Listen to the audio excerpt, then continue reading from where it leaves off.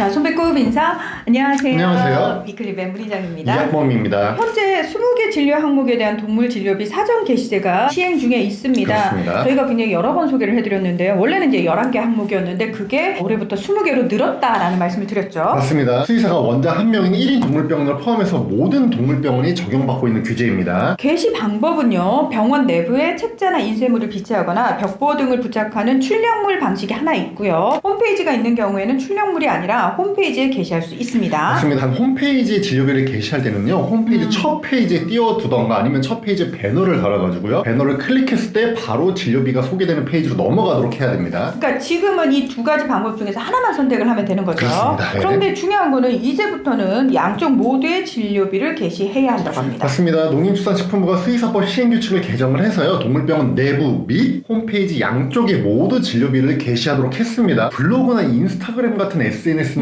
적용이 안 되고요, 별도의 URL에 있는 홈페이지가 있는 동물병원에만 이제 추가로 적용이 되는 겁니다. 이게 8월 1일부터 시행이고요. 10월 말까지 계도 기간입니다. 그러면 11월부터는 위반했을 땐 처벌이 가해진다는 거죠. 맞습니다. 현재 이게 동물진료비 게시를 위반하면요, 정부 또는 지자체로부터 시정명령을 받게 되고요, 만약에 게시한 금액 이상으로 진료비를 초과해서 청구하면 100만 원 이하의 과태료가 부과됩니다. 아주 단순하게 표현하면 네. 보호자 입장에서는 뭐 홈페이지에 들어가도 확인할 수 있고 병원에 그렇죠. 가서도 진료비 확인할 수 있어서 굉장히 좋아요 라고 그렇죠. 얘기할 수 있는 네. 부분이에요. 아마 농식품부가 이렇게 시행규칙을 개정한 것도 저처럼 이렇게 단순하게 생각했을 때 양쪽각 당하면 보호자한테 좋은 거니까 라고 생각을 했었겠죠? 그렇습니다. 사실 지난해 국무총리가 공동위원장으로 참여하는 소비자정책위원회에서 네. 이 내용을 한번 다룬 적이 있어요. 그러면서 진료비를 병원 내부와 홈페이지 한쪽의 선택이 아니라 양쪽 모두에 게시해라, 이런 권고를 내렸습니다. 이제 당시 국무총리 비서실이 이렇게 설명을 했는데요, 홈페이지에만 게시할 경우 디지털 취약 소비자는 비용 확인이 어렵다. 동물병원 내부 게시를 원칙으로 하되 홈페이지에도 추가적으로 표시할 수 있도록 농식품부에 권고했다. 그러면 이용자의 알 권리가 증진될 것이다. 이렇게 말한 적이 있습니다. 그러니까 권고사항은 오히려 홈페이지보다 병원 내부 게시가 더 중요하다고 보고 네. 양쪽에다 이거 게시해라 라고 얘기를 한 거군요. 그렇습니다. 실제로 현재도 이제 동물병원 내부에 게시해 놓은 곳이 훨씬 많고요, 홈페이지에 게시해 놓은 곳은 좀 있긴 한데 드뭅니다. 네. 그런데 수의사회는 이에 반발하고 있습니다. 맞습니다. 입법 예고 기간에 반대 의견을 피력을 했는데 이게 반영되지 않았다는 겁니다. 규제를 추가하는 내용이잖아요. 이제 추가하기 전에는 이게 정말로 이용자들이 진료비 정보 접근이 제한이 되는지 뭐 이런 것들을 조사해야 되는데 그런 거 없이 그냥 어떤 회의에서 이거 하라고 권고를 하니까 농식품부가 그대로 했다. 이제 이런 비판이 이제 나오고 있고요. 또한 지금도 이 동물 진료비 게시제에 게시된 진료비를 조사해서 진료비 비교 사이트에 공개를 하잖아요, 정부가. 그렇죠. 이게 진료비 공시제라고 하는데 이 게시제 공시제에 대한 부작용이 많이 나오고 있습니다. 이게 뭔가 정확하지 않고 최소값, 최대값 차이가 너무 크고, 그래서 오히려 보호자들에게 잘못된 정보를 주고 있다. 이제 이런 비판이 나오고 있는데요. 이 제도를 잘 정착시키기 위해서는 이런 걸 잘 수정을 하고 오히려 정부가 동물병원이 잘 따라올 수 있도록 지원을 해줘야 되는데 오히려 그런 건 하지 않고 추가 규제만 하고 있다. 이제 이런 비판입니다. 아니 뭐 그런 얘기 나올 수 있을 것 같아요. 예를 들면은 현재는 병원 내부에 출력물을 붙여놓은 곳이 많은데 네. 자 홈페이지에 추가로 진료비 게시해라 라는 거잖아요. 큰 비용은 아닐지라도 홈페이지 수정을 또 해야 되니까 그럼요. 병원 네. 입장에서는 또 돈이 들어가는 얘기인데 네. 관련해가지고 지원 내용은 또 없거든요. 맞습니다. 그래서 저는 또 딴 걸 떠나가지고 저희가 요거 관련해가지고 그거 진짜 혼란스럽다. 그리고 보호자 입장에서는 여기 이렇게 써있는데 왜 내가 청구받은 금액하고는 달라요. 이게 현실적으로 저희가 굉장히 여러 가지 문제들이 있다라고 굉장히 짚어드렸거든요. 이게 사실은 더 문제인데 이런 부분에 대해서 정말 일선에 있는 수의사 선생님들하고 이 정부 부처하고 사전에 교감이 충분했냐라는 거죠. 네, 그렇지 않았습니다. 사실은 수의사법 시행규칙의 내용을 개정을 하는 겁니다. 네. 근데 이제 정부가 뭐 법이든 시행령이든 시행규칙 개정할 때는 입법예고라는 걸 하잖아요. 근데 농식품부도 농식품부 홈페이지에 보면은 입법 행정예고 게시판이 있습니다. 여기에 수의사법 시행규칙 일부 개정 법률안 입법예고 글들이 올라와요. 예전에도 네. 많이 올라왔었습니다. 근데 이번에는 아예 여기에 글 자체가 올라오지 않았습니다. 현재도 지금 게시되어 있지 않습니다. 다만 이 모든 부처의 이런 입법예고가 올라오는 국민참여 입법예고 사이트에는 이제 게재가 되어 있긴 합니다. 수의사회가 낸 이제 반대 의견도 무시당한 것도 문제지만 이 농식품부 홈페이지에 이제 다른 수의사법 개정 입법예고는 올리고 이번 거는 게재하지 않아서 이런 부분에 대해서는 이제 좀 비판을 받아야 되지 않나, 이런 얘기가 나오고 있습니다. 동물 진료비 게시제, 공시제 뭐 이런 취지 저희 충분히 공감하고 이해합니다. 그런데 저희가 이 게시제 나올 때부터 계속 현실적으로 이런